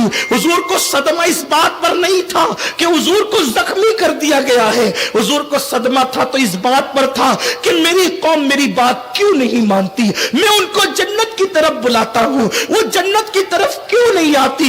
मेरे आका सर झुकाए बैठे हैं, ऐसे में हमजा आते हैं और आने के बाद कहते हैं ओ मेरे भतीजे मोहम्मद खुश हो जाओ। सुफियान कुछ पता नहीं चल रहा है हुजूर के बारे में, जरा कुछ खबर लाओ, कोई खबर लाओ। तब वो सुफियान जैसे ही आए खबर लेने के लिए तो देखा तो वहां तो पूरा शहर आबाद है। अरे ये इतना बड़ा लश्कर, अगर एक खेमे में 10 लोग भी होंगे तो कितने, ये अंदाजा लगा लिया कि तो लाखों लोग हैं ये तो। यानी अबू सुफियान परेशान। आका करीम ने फरमाया ऐ मेरे साहबा यहीं कहीं मुझे अबू सुफियान दिखता है, उसको पकड़ के ले आओ, गिरफ्तार करके ले आओ। तो अराक नामी बस्ती में अबू सुफियान के साथ 2 लोग और थे, साहबा ने उनको पकड़ लिया और पकड़ कर लाए। और जब पकड़ करके लाए तो कहा कि अभी जब सुबह होगी तब लेकर के जाएंगे। सुबह हुई, आका करीम की बारगाह में अबू सुफियान को पेश किया गया। अल्लाह के हबीब अलैहिस्सलातु व तस्लीम ने फरमाया कि अबू सुफियान देखो अल्लाह का वादा सच्चा है, तुम्हारे जो लातो हुबुल है वो खुदा नहीं है और आज तुम्हें पता चल गया कि मेरे अल्लाह ने मेरी मदद फरमाई। तो अबू सुफियान से बहुत सारी बातें हुई। तो अबू सुफियान ने कहा कि ए मोहम्मद क्या आप मक्के पर हमला करेंगे? आका ने फरमाया हाँ मक्के पर हमला करेंगे। और फिर आप क्या करेंगे? आका ने फरमाया मैं वही करूंगा जो करीमुन नफ्स से इंसान करता है, वो मेरे रिश्तेदारी हैं उनसे। तो कहा कि आप क्या करेंगे, कैसे करेंगे आप? आका ने फरमाया मैं उनके साथ सिला रहमी से काम लूंगा, अगर वो तलवार नहीं उठाएंगे तो उन पे भी तलवार नहीं उठाई जाएगी। तो जो 2 लोग साथ में थे वो ये सुन करके मुसलमान हो गए। ये इतना सताने वालों के साथ ये हाल। तो हज़रत अब्बास इब्न अब्दुल मुत्तलिब भी साथ में थे। हज़रत अब्बास ने कहा अबू सुफियान तो भी मुसलमान हो जा, ये तेरे 2 साथी मुसलमान हो गए। तो उसने कहा कि अभी रुको। फिर हज़रत अब्बास ने कहा आका ये नाम वाला आदमी, ये नाम वाला आदमी, इसका नाम लेके कोई बड़ी बात कह दे, हो सकता है मुसलमान हो जाए। तो आका ने फरमाया अबू सुफियान जो तेरे घर में दाखिल हो जाएगा वो अमान में है। कहा मेरा घर तो इतना सा है, कितने लोग आएंगे? तो कहा जो हरम में दाखिल हो जाएगा उसको भी अमान। तो कहा हरम भी बहुत बड़ा नहीं है, लोग बहुत ज्यादा हैं। आका ने फरमाया ठीक है, जो लोग अपने दरवाजे बंद कर लेंगे मैं उनको भी अमान अता करता हूं। अबू सुफियान ने कहा ठीक, बहुत अच्छी बात है। सरकार ने फरमाया अबू सुफियान देख अल्लाह ने तेरी निगाहों के सामने सारा मामला कर दिया है, तू देख रहा है हक क्या है बातिल क्या है, मुसलमान हो जा, कलमा पढ़ ले। उसने कहा कैसे कलमा पढ़ूंगा? तो कहा पढ़ अशहदु अल्ला इलाहा इल्लल्लाह। अबू सुफियान ने कहा अशहदु अल्ला इलाहा इल्लल्लाह, कबूल व अशहदु अन्ना मुहम्मदर रसूलुल्लाह। करने ये नहीं कहूंगा, ये नहीं कहूंगा, ला इलाहा इल्लल्लाह कहूंगा, मोहम्मद रसूलुल्लाह नहीं कहूंगा। यानी देखो कितना उन लोगों के अंदर वो था, मामला कैसा सख्त था। कहा ये नहीं कहूंगा। हुज़ूर इस्लाम ने फरमाया जब तक तुम मुझ पे ईमान नहीं लाओगे ला इलाहा इल्लल्लाह तुम्हारा कबूल नहीं होगा। तो उसने कहा ठीक है मैं इस पे जरा सोचता हूँ, गौर करता हूँ। सरकार ने कहा ठीक है ले जाओ इसको। हज़रत अब्बास ने कहा इसको ले जाओ। ये बातें जब हो रही थी یہ دوسری نشست کی بات ہے، رات کا وقت تھا۔ آقا نے میں لے جاؤ رات کو اس کو اپنے پاس رکھو، رات میں رہا۔ پھر اس کے بعد فجر کا وقت آیا، 10,000 صحابہ، اذان شروع ہو گئی۔ اذان شروع ہو گئی تو کئی لوگ کیا کر رہے ہیں؟ تو کئی اذان ہو رہی ہے، تو اس کے بعد کیا کریں گے؟ کئی نماز پڑھیں گے۔ اب اذان ہوئی، سارے صحابہ دوڑ پڑے حضور کی طرف۔ حضور علیہ السلام وضو کرنے لگے۔ اب وضو کر رہے ہیں تو کوئی پانی لیتا ہے، چہرے پہ ملتا ہے، کوئی سینے پہ ملتا ہے، کوئی پی جاتا ہے، دوڑ دوڑ کے کر رہے ہیں۔ ابو سفیان حیران دیکھ کر اور کہنے لگا ابو سفیان کہ میں نے کسی بادشاہ کی اتنی تکریم اور تعظیم ہوتے ہوئے نہیں دیکھی جتنی محمد کے صحابہ محمد عربی کرتے۔ پھر اس کے بعد اللہ کے حبیب فجر کی نماز کے لیے آئے۔ اب 10,000 صحابہ کا لشکر کیسا ہوگا؟ سارے صحابہ نے صف بندی کر لی۔ حضور نے کہا اللہ اکبر، سب نے ہاتھ اٹھا دی، سب نے ہاتھ اٹھا دی۔ پھر حضور نے قرات شروع کی، پھر رکوع میں گئے، اللہ اکبر، سب جھک گئے۔ یہ منظر دیکھ کر ابو سفیان کے سینے پر ایک رعب طاری ہوا۔ پھر اللہ کے حبیب صلی اللہ علیہ وآلہ وسلم فجر کے بعد پھر آئے تو آقا کریم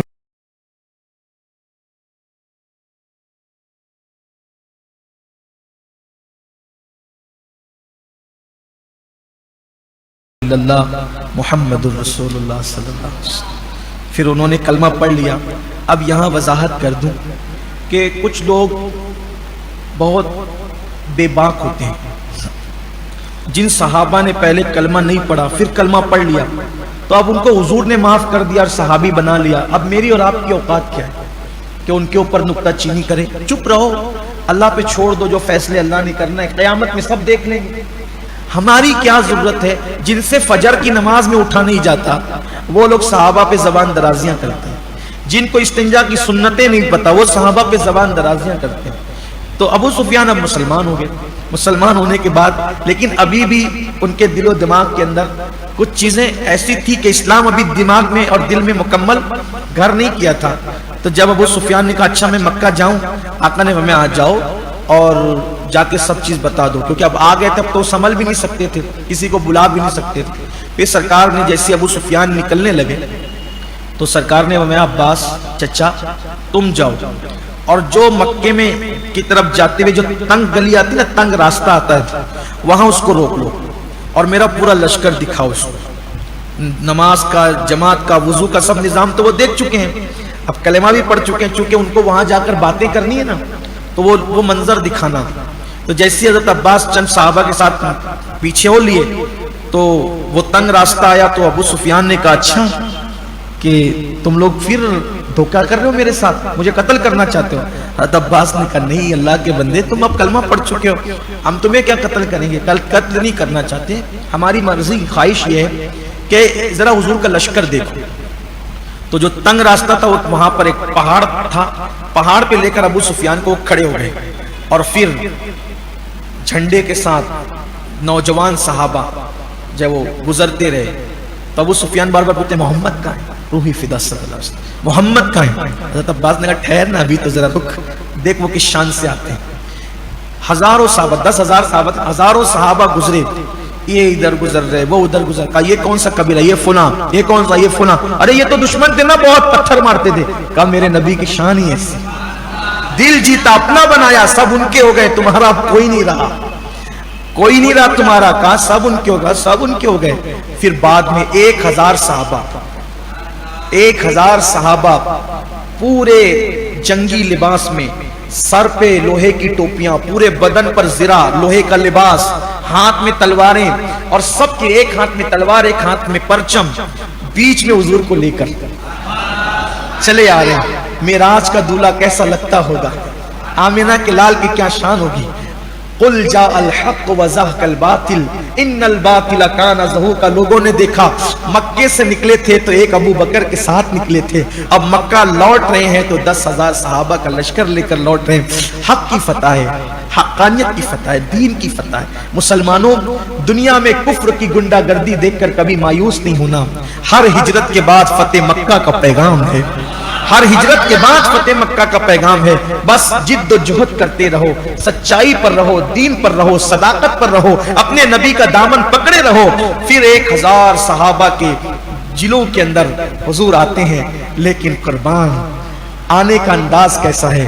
وہ تو سب مجاہدین ہیں، ان کے تو سب کے سینے تنے ہوئے ہیں، ہاتھوں میں تلواریں اور ہاتھوں میں پرچم ہیں، لیکن حضور علیہ السلام نے ایک سیاہ کپڑا امامے کی شکل میں اپنے سر پہ باندھ رکھا ہے اور سر اتنا جھکا ہوا ہے کہ اونٹ کے کجاوے کو سر لگتا ہے.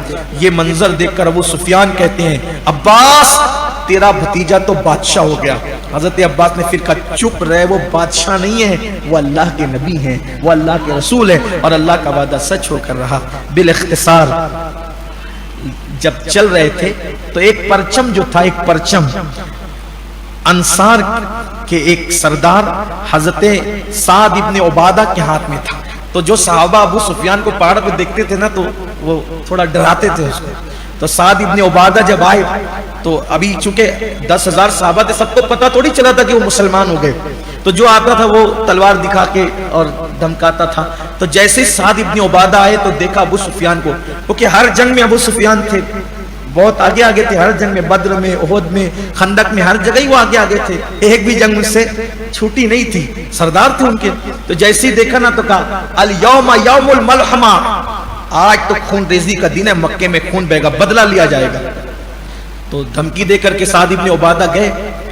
تو اس کے بعد جب حضور آئے تو ابو سفیان نے ہاتھ دیا، رکیں. حضور رک گئے. کیا کہتے ابو سفیان؟ کہا کیا سعد صحیح کہہ رہا تھا؟ آقا نے فرمایا کیا کہا؟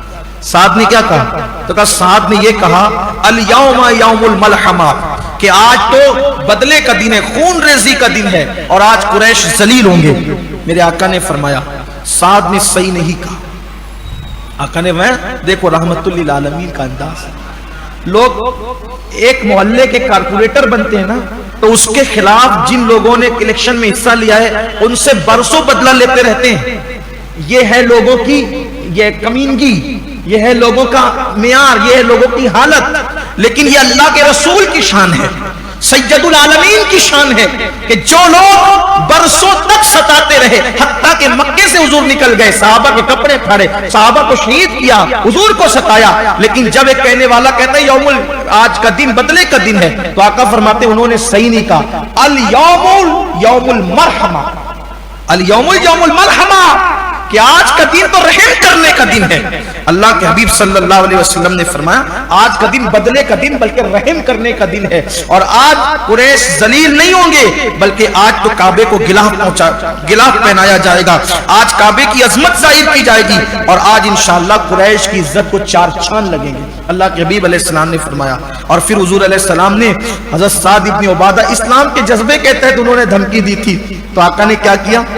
ساتھ سے جھنڈا لے لے گا، تم جھنڈا دلاؤ، تم کو یہ سزا دی جاتی ہے، تم نے ایسا کیوں کہا کہ آج بدلے کا دن ہے، آج تو رحم کر لاؤ، جھنڈا واپس کر دو. جھنڈا لیا، اور کیسے کریم آقا ہے، سب کا دل رکھتے ہیں. جھنڈا ان سے لے کر ان کے بیٹے کے ہاتھ میں دے دیا. سزا کے سزا بھی ہو گئی، دل ٹوٹنے سے رہ گیا کہ تم لو جھنڈا. پھر اس کے بعد میرے آقا علیہ السلام نے اندر جب داخل ہوئے تو اللہ کے حبیب علیہ السلام نے کئی حصے میں لشکر کو تقسیم کر دیا. فرمایا کہ تم مغرب سے جانا، تم شمال سے جانا، تم مشرق سے جانا، ایسے آقا علیہ السلام نے. اور اس کے بعد پھر سارے صحابہ اپنے لشکروں کے ساتھ مکہ المکرمہ میں تکبیر بلند کرتے ہوئے داخل. اپنی اولاد، یہ کیا رامائن اور مہابھارت آپ نے سیریل اپنے گھروں میں لگا رکھے؟ بچوں کا ایمان بچانا مشکل ہو جائے گا. یہ پاکستانی سیریل، یہ اشتانی سیریل، یہ اشتانی سیریل، کوئی سیریل نہیں، کچھ نہیں. ہم ہندوستانی اور فخر سے کہتے ہیں ہندوستانی. کوئی بھی سیریل ہو ہم اس کو جائز نہیں کہتے. بچوں سیریل سے بچوں کا ایمان بچانا مشکل ہو جائے. بچوں کو بتاؤ صرف تمہارا مسلمان ہونا کافی نہیں ہے، بلکہ تمہاری اولاد کا وہ بھی عاشق رسول بناؤ. صرف کلمہ نہیں، کلمہ لانے والے نبی کا عشق، اور اپنے نبی کی شان کیا بتاؤ گے؟ لیکن آقا نے فرمایا خبردار کوئی تلوار نہیں نکالنا، کوئی تلوار نہیں نکالنا. اگر کوئی لڑے تو تم لڑنا، کوئی نہ لڑے تو تم ایسی داخل ہو جانا، حرم میں تلوار نہیں نکالنا. سب لوگ ایسی داخل ہو گئے، کسی نے مزاحمت نہیں کی سوائے حضرت خالد بن ولید کے لشکر کے. وہ لشکر داخل ہو رہا تھا، کچھ لوگوں نے ہوشیاری کی اور تلواریں نکال کے روکنا چاہا، تو وہ تو پھر خالد تھے. وہ تو خالد بن ولید تھے. پھر انہوں نے جو 4-6 کو پھر سلا دیا, ان کے ٹکڑے کر دیے. اور آقا نے فرمایا تلواریں چمک رہی, میں نے منع کیا تھا. تو عرض کیا آقا آپ کی نافرمانی کون کر سکتا ہے؟ اصل میں جب وہ ان لوگوں نے پہلے سے شروعات کی تو حضرت خالد نے ان کو سمجھایا بھی کہ ہم ایسے ہی داخل ہونا چاہتے ہیں, لیکن انہوں نے پھر زبردستی سے جنگ شروع کر دی. تو وہ معاملہ لیکن حل ہو گیا اور پھر خالد بھی داخل ہو گئے رضی اللہ تعالیٰ عنہ. پھر میرے آقا علیہ الصلوۃ والتسلیم مکۃ المکرمہ کے اندر داخل ہوئے اور سیدھا حرم میں آئے. اور حرم میں آنے کے بعد حضور نے پھر خود تکبیر بلند فرمائی. ایسی تکبیر کے ساتھ پھر صحابہ نے آواز لگائی کہ مکے کی پوری وادی گونج گئی. اور پھر میرے آقا علیہ السلام نے فرمایا قل جاء الحق وزهق الباطل ان الباطل كان زهوقا. اونٹنی پر میرے آقا علیہ السلام نے طواف شروع کیا. جب طواف شروع کیا سب دیکھ رہے تھے. ابو سفیان کہتے تھے عباس تیرا بھتیجا بادشاہ بن گیا. پھر کہا وہ بادشاہ نہیں ہے, وہ اللہ کا نبی ہے. ارے دیکھ تیرے لات و عبل نے تیری مدد نہیں کی, لیکن محمد کے خدا نے اس کی مدد کی اور وہ غالب آ گئے. پھر اس کے بعد میرے آقا نے کعبے کا طواف جب وہ شروع کیا, آقا نے سب کو خاموش کرایا اور پھر کعبے کا طواف ہوا. پھر میرے آقا صلی اللہ علیہ وسلم نے فرمایا کہاں ہے عثمان بن طلحہ؟ عثمان بن طلحہ کو پکڑ کے لایا گیا. آقا نے فرمایا دروازہ کھولو. جی یا رسول اللہ. آقا نے فرمایا پہلے دروازہ نہیں کھولتے تھے نا حضور کے لیے, میں دروازہ کھولو. دروازہ آقا علیہ السلام کے لیے کھولا گیا. حضور اندر داخل ہوئے 2 صحابہ کے ساتھ. حضرت بلال تھے اور آقا کریم صلی اللہ علیہ وسلم کے ساتھ ایک صحابی اور تھے. اس طرح 3 صحابہ کے ساتھ حضور اندر داخل ہوئے. اور داخل ہونے کے بعد اندر بھی تصویریں بنی ہوئی تھی. اس تصویر کو زعفران کے ذریعے سے حضور نے جب وہ چھپا دیا اور پھر جو اوپر بت رکھے تھے حضور نے عصا کا اشارہ کرتے کرتے ان بتوں کو جو ہے وہ توڑ دیا اور فرماتے جاتے تھے قل جاء الحق وزهق الباطل ان الباطل كان زهوقا. اس طرح مکہ فتح ہوا اور اللہ کے حبیب علیہ السلام کے ہاتھوں پر کم و بیش جب وہ مکے کے اکثر لوگوں نے اسلام قبول کر لیا. کچھ لوگ بھاگ گئے تھے. اب جو بھاگ گئے تھے ان کو بھی میرے آقا علیہ السلام نے پناہ دی اور بعد میں انہوں نے بھی اسلام قبول کیا. اکرمہ ابن ابو جہل کے بیٹے اکرمہ نے بھی اسلام قبول کیا. اور اس کے بعد ابو لہب کے 2 بیٹوں نے اسلام قبول کیا. اسی طرح وحشی امیر حمزہ کے قاتل نے اسلام قبول کیا. اسی طرح ہندا جو ابو سفیان کی بیوی تھی جنہوں نے حضرت امیر حمزہ کا کلیجہ چبایا تھا, انہوں نے اسلام قبول کیا. ان کا اسلام قبول کرنے کا تھوڑا سا میں ایک اشارہ دے دیتا ہوں, تھوڑا ان کا ذہن سمجھ میں آئے گا کہ کیسی ذہن کی خاتون تھی یہ اور کتنی ذہین عورت تھی. جب یہ آئی نا تو انہوں نے ڈر کے مارے جو ہے اپنے چہرے پر نقاب ڈال لیا تھا, پردہ ڈال دیا تھا.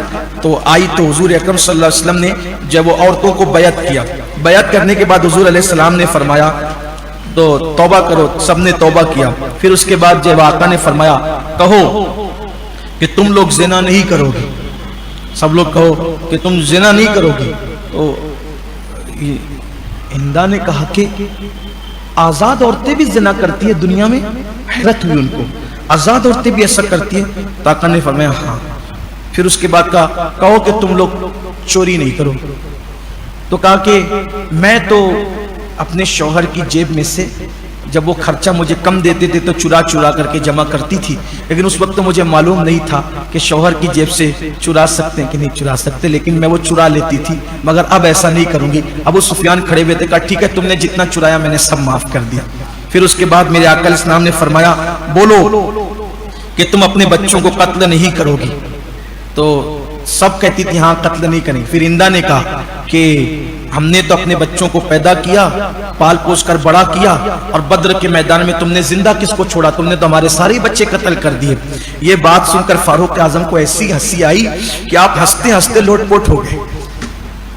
ہندا کی یہ بات سن کر فاروق اعظم ہنستے ہنستے لوٹ پوٹ ہو گئے کہ اور اس کے بعد پھر جو ہے وہ آقا علیہ السلام نے بھی مسکرا دیا اور پھر پہچانا حضور نے, اچھا تم عتبہ کی بیٹی ہندا تم ہی ہو, کیونکہ ایسی بات تو وہی کر سکتی تھی. کہا عتبہ کی بیٹی ہندا؟ تو ہاں میں ہی ہوں.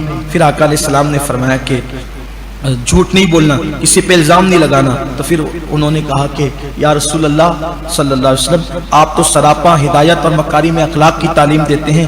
پھر آقا نے فرمایا بولو تم لوگ سب اس بات پر بیعت کرو کہ میری نافرمانی نہیں کرو گی. تو پھر ہندائی نے جواب دیا کہ یا رسول اللہ اب تو ہم آپ کے مطیع اور فرما بردار ہو کر کے آ گئے ہیں, اب تو ہم آپ کی نافرمانی کا تصور بھی نہیں کر سکتے. اور بیعت کر کے گھر میں گئی اور گھر میں جانے کے بعد جو بت تھا اس کو جب وہ کڑھاڑا نکالا اور چورا چورا کر کے کہا اب تک میں تیرے دھوکے میں تھی, اور آج پتہ چل گیا کہ محمد کا رب سچا ہے، تم سب جھوٹے ہو، ہم تمہارے پیچھے پڑے رہے۔ اس کے بعد بہت خوبصورت سے واقعات ہیں، لیکن ہمارا وقت بھی زیادہ ہو گیا ہے اور مکہ فتح ہوا اللہ، اور آج تک مکے میں توحید کا نغمہ گونج رہا ہے، انشاءاللہ قیامت تک گونجتا رہے گا۔